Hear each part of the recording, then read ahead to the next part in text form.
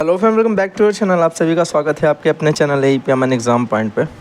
आज 10 कदम की सीरीज़ का हमारा तीसरी क्लास है और इस तीसरी क्लास में भी बहुत ही अच्छे 10 क्वेश्चंस हैं। जैसा कि आपको याद होगा, पिछले क्वेश्चन मैंने आपको कोई होमवर्क नहीं दिया था, पर इसमें मैं एक क्वेश्चन आपके लिए छोड़ दूंगा अगर हो सका तो। अगर मुझे लगा ऐसा कि छोड़ने वाला है, अदरवाइज़ अगर थोड़ा सा टफ क्वेश्चन अगर होगा, क्वालिटी अच्छी होगी उसकी, तो फिर हम ही कर लेंगे। चलो, पहला प्रश्न देखो आपको क्या दे रखा है। पहला प्रश्न आपको दे रखा है कि the average of the squares of 4 consecutive even natural numbers, प्राकृतिक 4 इवन नंबर्स मतलब सम संख्याओं के वर्ग का स्क्वायर का जो एवरेज यानी औसत है वो 126 है।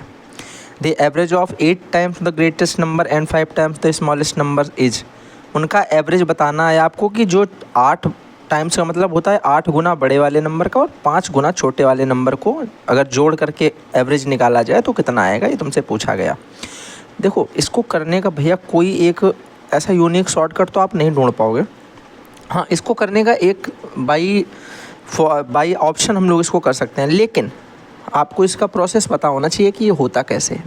तो पहले हम लोग इसे डिटेल्ड करेंगे, डिटेल्ड, और उसके बाद हम लोग इसे मेरे भाई कैसे करेंगे, बाई ऑप्शन। पहले तो डिटेल्ड देखो कैसे करेंगे। आप बोलोगे भैया डिटेल्ड में कुछ नहीं करना है, छोटी सी एक चीज़ आपको समझनी पड़ेगी कि अगर हमने मान लिया एक मेरा इवन नंबर a-2 है, तो दूसरा मेरा इवन नंबर a हो जाएगा, तीसरा a+2 हो जाएगा और चौथा मेरे भाई a+4 हो जाएगा। यही तो मेरे इवन नंबर्स होते हैं। बोलोगे बिल्कुल सही बात है, ये मेरे इवन नंबर्स हो गए। फिर उसने कहा भैया इनका क्या करना है, हमें इनके स्क्वायर्स का एवरेज, तो इनको जोड़ना है और प्लस इनका स्क्वायर भी करना है। और एवरेज निकालने के लिए हम क्या करते हैं, बटे 4 कर देते हैं पूरे के बटे में, क्योंकि 4 नंबर हैं। हम क्या करते हैं, एवरेज क्या होता है, number of some upon number of digits, number of संख्याएं जो दी गई नंबर ऑफ नंबर्स होते हैं। ठीक है, अब देखो ध्यान से, ऊपर तो हमने यहाँ पे लिख दिया भैया अगर उसको सॉल्व करें और इसका एवरेज दिया कितना है 126, तो इसके बराबर पे हम 126 मान के चलेंगे। कोई समस्या है यहाँ पे? बोलोगे कोई समस्या नहीं भैया, इतनी बात समझ में आ गई है। लेकिन भैया ये इतने में आ नहीं पाएगा, इसलिए हम क्या करेंगे, इस वाले पार्टीशन को थोड़ा सा बड़ा कर देंगे, क्योंकि मुझे आपको इसमें क्वेश्चन को समझाना है। ठीक है, थोड़ा सा बड़ा करेंगे और अपना जो है ये टूल किट सेकेंड साइड कर देंगे। देखिएगा,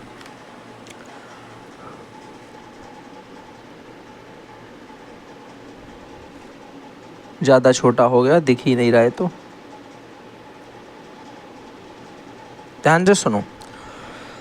अगर हम लोग सबसे पहले भैया इसको सॉल्व करें तो आप बोलोगे a-2 का होल स्क्वायर क्या होता है, बोलोगे भैया a² प्लस b² की जगह 2 का स्क्वायर 4 हो जाएगा, -2ab की जगह हो जाएगा 4a प्लस a² प्लस मेरे भाई इसको a² प्लस b² खोलोगे तो ये भी हो जाएगा a² प्लस 4 प्लस 4a, और इसको खोलोगे तो ये हो जाएगा a² प्लस 4 का स्क्वायर 16, और मेरे भाई इसका 4a यानी 4 2 जा 8a, 2ab 8a हो गया। बराबर मेरा कितना हो गया, 126 चौके मेरे भाई कितना होता है, बोलोगे 6 चौको 24 और 12 चौके 48 और ये 50, 504।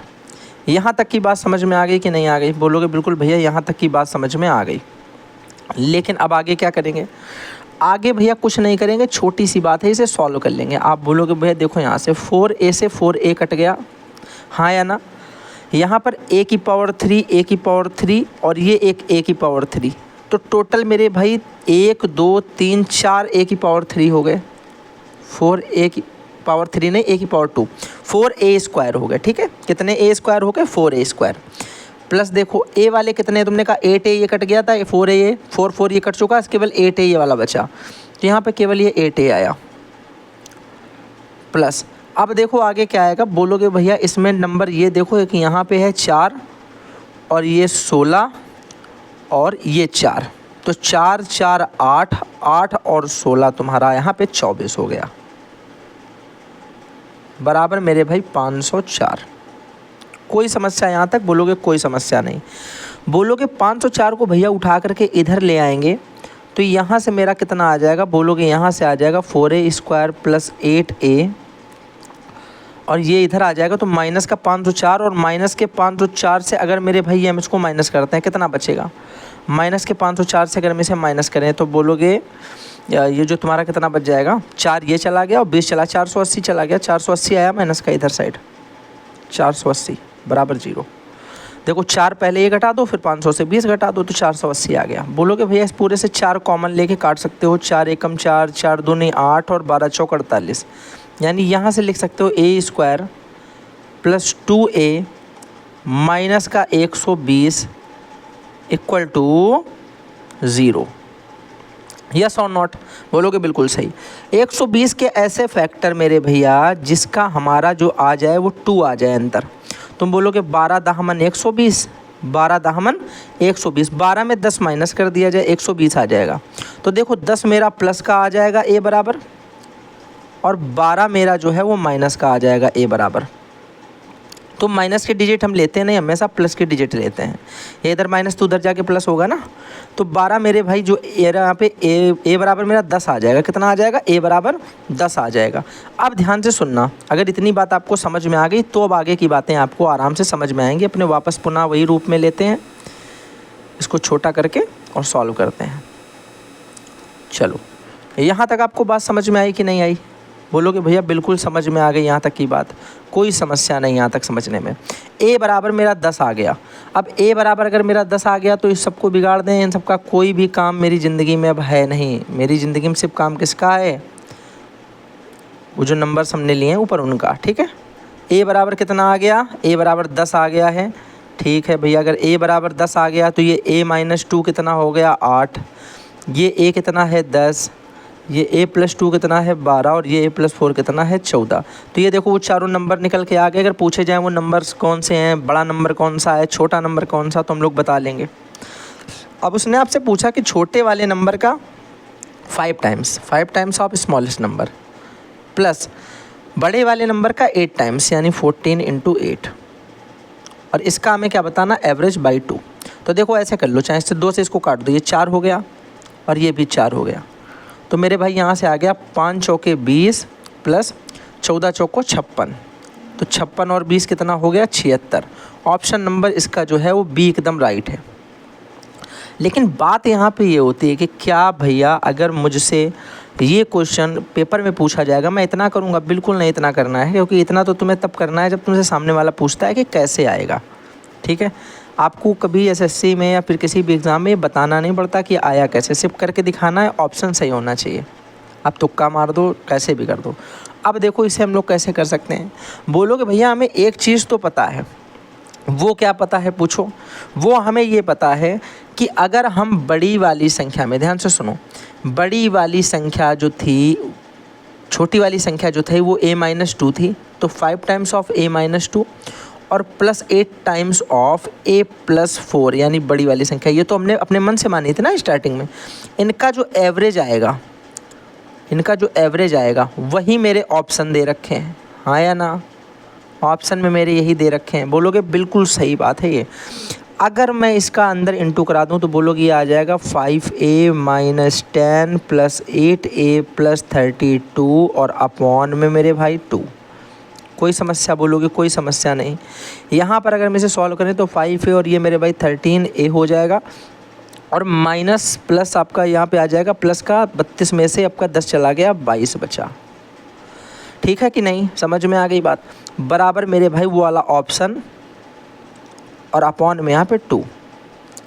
तो तुम बोलोगे यहाँ से मेरे भाई का 13a की वैल्यू निकालें तो वो आ जाएगा 2 × ऑप्शन -22। ये में कोई समस्या किसी को? 13a की वैल्यू आएगी 2 × ऑप्शन -22। बस इतना ही मुझे आपको बताना था, इस चीज़ को याद रखना। 13a बराबर 2 × ऑप्शन -22। तो इसको भैया हम यहाँ पे लिख देते हैं ऊपर कहीं छोटी सी जगह पे। बहुत ज़्यादा ध्यान से सीखो, ये सारी चीज़ें बहुत समझने वाली हैं। यहाँ पर हमने निकाला भैया कि जो 13a आएगा वो आएगा मेरा 2 × ऑप्शन -22।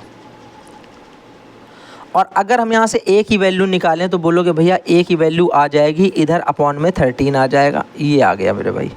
अब यहाँ से a का मान निकालो पहले ऑप्शन के लिए। बोलोगे अगर हम 66 रखें तो 66 दूना कितना होता है 132, 132 में कितना माइनस करना है, 22/13। तो 132 में 22 चले गए, आगे 110/13। 13 से 110 नहीं डिविजिबल होगा, ये आंसर नहीं हो सकता। दूसरा देखना, ए बराबर हमने रखा 76, 2 × 76 हमने कराया तो आ गया आपका 70 दूना 140 और 12 152। 152 से 22 घटा दिया, बटे 13 कर दिया, ये आ गया 130/13। 130/13 काटोगे तो 10 आ जाएगा, यानी ए का मान 10 आएगा और ये एकदम वेरीफाइड आंसर है। आगे देख लो ना, बोलो भैया आगे का भी आ सकता था। 68 अगर ले लोगे तो तुम्हें पता है भैया ऊपर कितना बचा था, 110।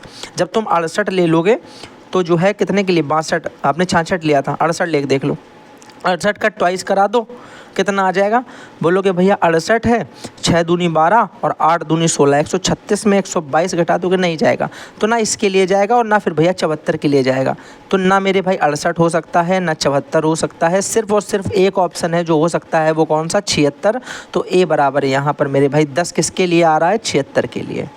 तो ऑप्शन नंबर मेरा जो है बी एकदम राइट है। सिर्फ इतना करना है। पहले ही क्वेश्चन में इतनी देर लगी है क्योंकि बहुत ज़्यादा समझाने वाली चीज़ थी, ठीक है। अब आगे के क्वेश्चंस में आपको देर नहीं लगेगी। अगर कुछ लॉजिकल चीज़ें होती हैं तो मैं ज़रूर समझाता हूँ, ठीक है। उनको छोड़ना मेरे हिसाब से बेटर चीज़ नहीं है। चलो अब देखो अगला प्रश्न करते हैं। ये क्वेश्चन आपको समझ में आ गया। यहाँ पर मेरे भाई कितना आया, ए बराबर आपका 10 आ गया इसमें, ठीक है।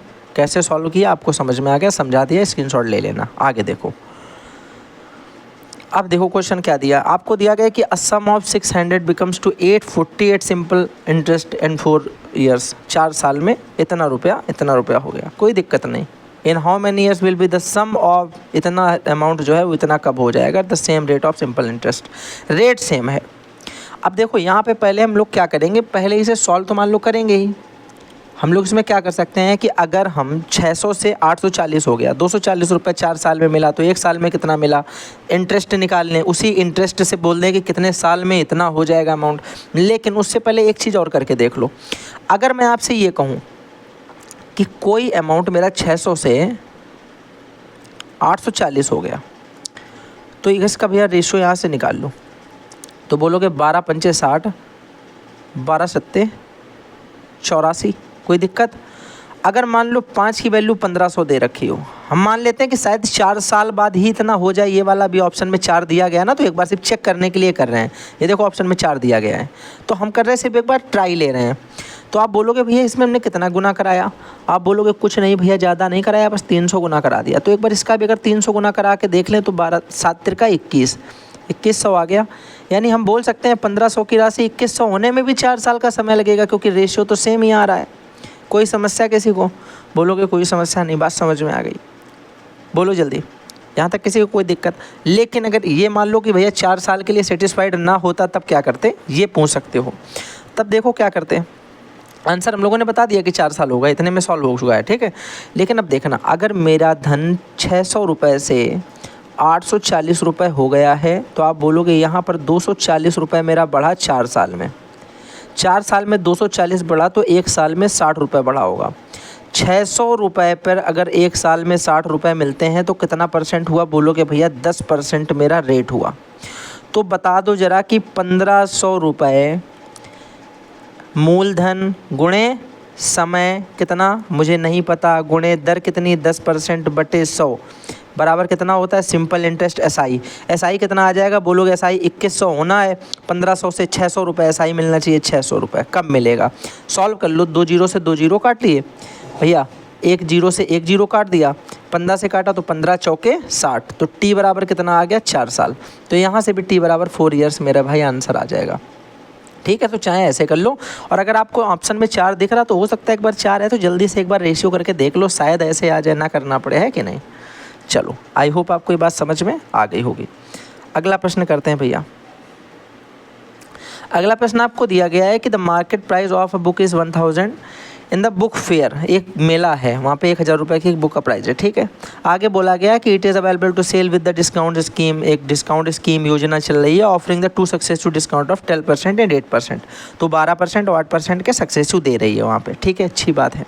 आगे बोल रही है आपसे कि what is the final selling price of the book the customer, यानी round off the nearest integer बताना है मुझे। तो सिंपल सी बात है भैया, एक बात बताओ, अगर कोई फेयर में मुझे एक 12% का डिस्काउंट मिल रहा, दूसरा 8% का डिस्काउंट मिल रहा। तो इसको हम कैसे सक्सेसिव सॉल्व करेंगे, a + b - ab अपॉन 100, यही तो होता है सक्सेसिव सॉल्व करने का तरीका। बोलोगे ये हो गया मेरे भाई 20 से माइनस कितना कर दोगे, यहाँ देखो कितना हो जाएगा, 12 × 8 = 96 हो गया, और 100 से अगर 96 में डिवाइड देंगे तो 0.96 आ जाएगा।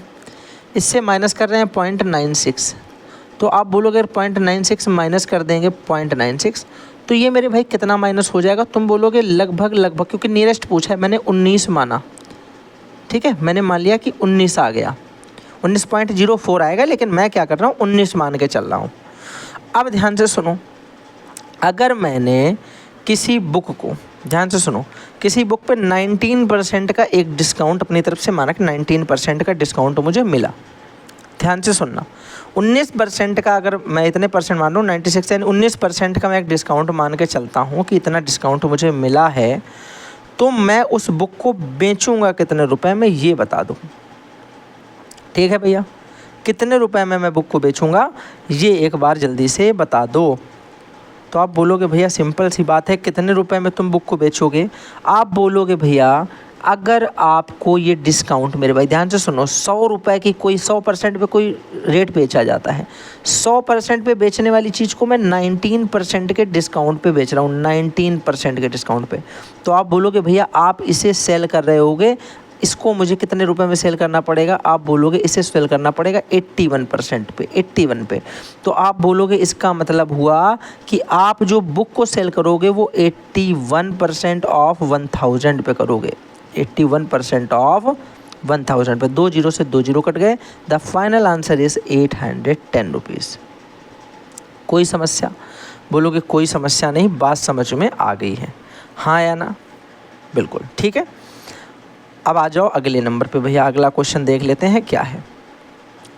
आपको दिया गया है कि यदि पेट्रोल की कीमत 81% की वृद्धि हो तो पेट्रोल में होने वाले व्यय, यानी आपको दिया गया है कि अगर इंक्रीमेंट इतना % का हो गया प्राइस में, तो कंजप्शन में कितने % का एक्सपेंडिचर को नियत रखने के लिए, अनचेंज्ड रखने के लिए कितने % का कंजक्शन में हमें क्या करना पड़ेगा, डिक्रीमेंट करना पड़ेगा, डिक्रीज़ करना पड़ेगा। तो भैया सिंपल सी बात है, अगर प्राइस मेरे भाई 100 से 181 हो गया तो कंजप्शन को 181 से 100 करना पड़ेगा, यस और नॉट, क्योंकि मैं चाहता हूँ, क्यों, हमें ये चीज़ पता है ना, एक्सपेंडिचर इज इक्वल टू क्या होता है, प्राइस इनटू कंजप्शन। तो देखो प्राइस इनटू कंजप्शन यहाँ कराओ तो 81 कितना आ जाएगा, 18100, यहाँ पर अगर सॉल्व करोगे तब भी आ जाएगा 18100। तो मेरा जो प्राइस आएगा वो एकदम अनचेंज्ड है, इधर भी चेंज नहीं, इधर भी चेंज नहीं। यहाँ पर देखो मुझे कितनी कमी करनी पड़ेगी, आप बोलोगे भैया 181 पे यूज़ जो चीज़ करते थे अब हम केवल कितनी यूज़ कर रहे हैं, 100, तो आप बोल लो भैया 81 की कमी करनी पड़ रही है, कितने पे, 181 पे, और इनटू 100, क्योंकि हमें निकालना है %। अब देखो इसे कैसे सॉल्व करोगे, अप्रॉक्स आंसर मैं आपको बताऊंगा। आप बोलोगे भैया अगर मैं मान लूँ कि ये नीचे वाला जो है ये लगभग मेरे भाई 180 के बराबर है, थोड़ा सा मैंने नीचे वाले को कम किया है, तो आंसर जो आएगा वो थोड़ा सा ज़्यादा आ जाएगा, मुझे उससे बहुत थोड़ा सा कम आंसर ले लेना है, ठीक है, थोड़ा सा उससे कम आंसर ले लेना है। कैसे भैया, तुमने कहा अगर आपने भैया इसको ये कर दिया तो हम इसको बोल सकते हैं कि 9 नमा 81, और 9 से इसको काटेंगे तो 20 बार में जाएगा, 20 से इसको काट देंगे तो 5 बार जाएगा, 9 पना 45। मैंने आपसे कहा कि आंसर मुझे थोड़ा सा छोटा ले लेना, थोड़ा ही सा छोटा लेना है, तो 45 से थोड़ा सा छोटा कौन सा आंसर है, आप बोलोगे भैया ऑप्शन में मुझे एक दिख रहा है 44.75%, तो बोलोगे भैया ये एक ऑप्शन लग रहा है मुझे 45 से छोटा, तो मैं बोलूँगा यही आंसर है, लगा दो टिक। कोई समस्या, 1% भी है तो बता सकते हो, 1 सिंगल % की अगर दिक्कत है तो बता सकते हो, बोलो भाई। आप बोलोगे कोई दिक्कत नहीं भैया, पूरी तरीके से बात समझ में आ गई है, हाँ या ना, बोलोगे बिल्कुल भैया बात समझ में आ गई। आगे बढ़ जाएं क्या, बोलोगे बिल्कुल भैया आगे बढ़ जाओ, अगला क्वेश्चन समझा दो जल्दी से मुझे। अगला क्वेश्चन आपको दिया गया कि 2 धावक हैं और ये क्रमशः क्या करते हैं कि speed of 100 metre per minute और एक की 120 मीटर पर मिनट, ये रिस्पेक्टिवली उनके सापेक्ष चाल स्पीड दे रखी है एक दूसरे के लिए, ये चल रही है। आगे उन्होंने क्या बोला है भैया, बोला है कि इफ़ द सेकेंड रेसर जो है वो take 10 minute less than the first to complete the run, यानी वो अपनी रनिंग कंप्लीट करने में दूसरे वाले से क्या करता है, सेकेंड रनर जो है वो 10 मिनट लेस यानी कम समय लेता है। चलो अच्छी बात है। तो पूछ रहा है कि then how long is the race, यानी जो दौड़ की थी वो लंबाई क्या है, ये आपसे पूछा गया। सिंपल सी बात है भैया, कैसे करेंगे। आप बोलोगे लंबाई का जो ट्रैक है जहाँ पे दोनों दौड़ रहे हैं वो ट्रैक तो दोनों के लिए सेम होगा, ऐसा तो नहीं एक को 100 मीटर एक को 200 मीटर दौड़ा देंगे। इसका मतलब हम बोल सकते हैं डिस्टेंस जो है वो मेरी कांस्टेंट है, डिस्टेंस इज़ कांस्टेंट। जब डिस्टेंस कांस्टेंट होती है तो आप बोलते हो भैया स्पीड का रेशियो जो है वो प्रोपोर्शनल होता है डायरेक्टली। कैसे भैया, रिवर्स होता है किसका, टाइम का। यस और नॉट, ये सबको पता है, सबसे सिंपल कॉन्सेप्ट है, सबसे ज़्यादा यूज होता है।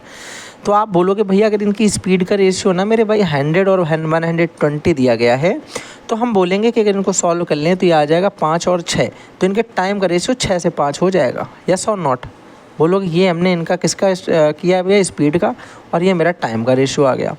यहाँ पर आप देखोगे कि जो सेकंड वाला है ये 1 यूनिट कम समय ले रहा है फर्स्ट वाले से, 1 यूनिट, लेकिन एक्चुअल में आपसे बोला गया ये 10 मिनट का कम समय ले रहा है। यस और नॉट, बोलोगे बिल्कुल सही।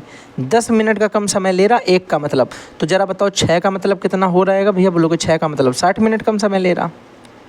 यस और नॉट, 6 का मतलब 60 हुआ, अगर 1 का मतलब 10 तो 6 का मतलब 60। अब आप बताओ अगर 100 मीटर पर मिनट वाला आदमी 60 मिनट दौड़ा है तो टोटल कितनी डिस्टेंस दौड़ा, आप बोलोगे भैया 6000 मीटर। और इसी को हम लोग देख सकते हैं ऑप्शन नंबर बी में, 6000 मीटर को ही हम 6 किलोमीटर बोलते हैं। 1000 से क्या कर देंगे, डिवाइड कर देंगे। कोई समस्या, कोई समस्या मेरे भाई, जल्दी बोलो। आप बोलोगे कोई समस्या नहीं, 1000 से डिवाइड करके 6 आ जाएगा, तो इसका आ गया आपका 6 किलोमीटर। आगे देखना अगला क्वेश्चन क्या दिया है। क्वेश्चन दे रखा है कि 10 women can do a work in 6 days and 6 man can do a same work in 5 days. 10 औरतें हैं 6 दिन में किसी काम को कर सकती हैं, वही काम 6 आदमी 5 दिनों में कर सकते हैं। आदमी थोड़ा सा तेज है। आगे बोला गया है कि if all the man and women work together then how many days will they take to finish this work. अगर दोनों एक साथ मिलकर के काम करें तो कितने दिन में काम खत्म कर देंगे। ध्यान से सुनना, यहाँ पे इक्विवेलेंट का सवाल है, जब हम लोग वर्क को इक्वल कर देते हैं अगर सेम वर्क होता है। आप बोलोगे भैया 10 वुमेन, अगर 10 वुमेन जो है वो 6 डेज़ में इतना वर्क करती हैं तो यही सेम वर्क ही तो मेरे भाई 6 मैन 5 डेज़ में कर रहे हैं। कोई समस्या, बोलो कोई समस्या नहीं। काट दो मेरे भाई, अगर इसे काटोगे तो 5 दूनी 10 हो जाएगा और ये 6 एकम 6 हो जाएगा। ठीक है, 5 दूनी 10। तो यहाँ से मेरे भाई 2W is equal to M आ गया कि नहीं। तो आप यहाँ से W अपॉन M को बोल सकते हो 1/2। हम बोल सकते हैं मैन वर्क करता है 2 और वुमेन वर्क करती है 1।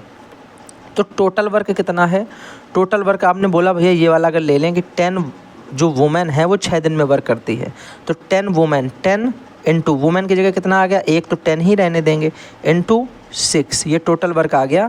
और यही टोटल वर्क हमें किसके द्वारा करवाना है, मैन और वुमेन दोनों के द्वारा टोटल वर्क करने में कितना समय लगेगा।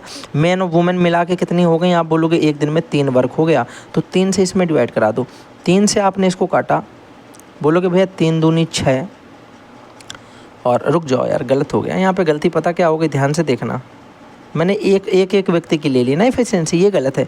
उसने बोला सारों को मिला करके एक साथ काम कराना, सारे मिलके कितना करेंगे। आप बोलोगे सारे मिलके मेरे भाई मैन कितने हो गए, मैन आप बोलोगे 10 तो वुमेन हो गई, और प्लस मेरे भाई मैन कितने हैं, 6 दूनी 12 वुमेन हो गए, क्योंकि एक मैन बराबर 2 है ना यूनिट, एक मैन बराबर 2 यूनिट। तो मैन मेरे पास थे कितने, मैन मेरे पास 6 थे तो 6 दूनी 12, और वुमेन मेरे पास 10 थी तो 10 एकम 10, तो टोटल 22 हो जाएंगे। आप बोलोगे ऊपर आ जाएगा 60, नीचे आ जाएगा 22। सॉल्व कर लो, 2 से काट दोगे तो ये आ जाएगा मेरे भाई 2 3 6 30 और बटे 2 11 हम आपका जो है 2 11 हम 22 हो जाएगा। अब 11 से इसमें डिवाइड दो तो बोलोगे 11 दूनी 22, बचेगा 22 के बाद 8 बच जाएगा, तो 8 ऊपर लिख देंगे और 11 नीचे लिख देंगे। यानी लगभग मेरे भाई कितना समय लगेगा, 2 होल 8/11 डेज़ का टाइम लगेगा। ऑप्शन नंबर आपका ए वाला ही सही दे रखा है। हमने उतने समय क्या कर दिया, यहाँ पे एक की इफिशियंसी लिख दी। जब उससे बोला जाता कि एक मैन और एक वुमेन मिलकर के इस काम को रोज अगर करें तो कितने दिन में कर देंगे, तो आंसर आ जाएगा आपके कि ये जो है 20 दिन में पूरा कर देंगे। लेकिन हमसे पूछा कि अगर सारे मैन और सारे वुमेन एक साथ मिलकर काम करें तब कितना टाइम लगेगा, तो उसके हिसाब से आंसर मेरा आएगा 2 होल 8/11। बात समझ गए कि नहीं समझ गए, बोलोगे बिल्कुल भैया बात समझ में आ गई। अगला क्वेश्चन देखो क्या दिया है। अगला क्वेश्चन आपको दिया गया है कि the ratio of cheese and sauce for a single pizza is 1 cup and ratio 1/2 cup. यानी अगर हमसे ये बोला जाए कि अगर चीज़ हम 1 कप डालेंगे तो सॉस को 1/2 कप डालेंगे, आधा, ठीक है। तो ऐसे ही हम लोग इसे कर सकते हो, अगर ऐसा करना चाहो तो इसी तरीके से। देखो अगर मैंने आपसे बोला कि यहाँ पे अगर मैं चीज़ और सॉस का रेशियो निकालूं तो बोलोगे चीज़ अगर हम 1 कप डालेंगे तो सॉस 1/2 डालेंगे, ये रेशियो है। रेशियो का सॉल्व कर लें तो 2 यहाँ पे ले आओ भैया, तो 2:1 बोल सकते हो इसे कि नहीं। 2 से पूरे में डिवाइड इंटू करा दो तो 2 1 जा 2 और ये 2 से 2 कट जाएगा तो 1 आ जाएगा। अब इसमें देखो हमें बोला गया कि चीज़ अगर हमने डाला है कितना, बोल रहा है कि Rama used 15 cup of sauce to make a number of pizzas, ठीक है। Then how many cups cheese did use. चलो इसमें क्या दिया, बहुत सिंपल सा सवाल दे दिया, पता नहीं क्यों इतना सिंपल है। बोल रहा है कि अगर सॉस मैंने 15 कप डाला है एक पिज्ज़ा बनाने में, 15 कप, 15 कप, अगर एक की वैल्यू 15 है तो 2 की वैल्यू कितना चीज़ डालना पड़ेगा भैया, बोलोगे 2 की वैल्यू 30 कप हो जाएगी।